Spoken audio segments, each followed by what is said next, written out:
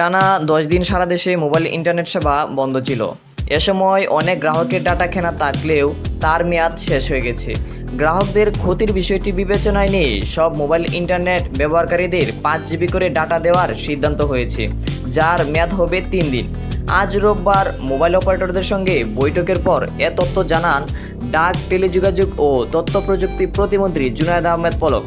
এদিকে টানা 10 দিন বন্ধ থাকার পর অবশেষে সচল হচ্ছে মোবাইল ইন্টারনেট সেবা। বিকেল 3টায় সারা দেশে 4G ইন্টারনেট সেবা চালু করার মাধ্যমে ফিরছে মোবাইল ইন্টারনেট। কোটা সংস্কার আন্দোলন ঘিরে সৃষ্ট সহিংসতায় 18 জুলাই থেকে টানা 5 দিন সারা দেশে মোবাইল ইন্টারনেট সেবা বন্ধ থাকার পর গত 23 জুলাই রাতে ব্রডব্যান্ড ইন্টারনেট সেবা চালু করা হয়। তবে মোবাইল ইন্টারনেট বন্ধই ছিল। এবার দেশের 13 কোটি গ্রাহকের মোবাইল ইন্টারনেট সেবা পাওয়ার অপেক্ষা ফুরাচ্ছে।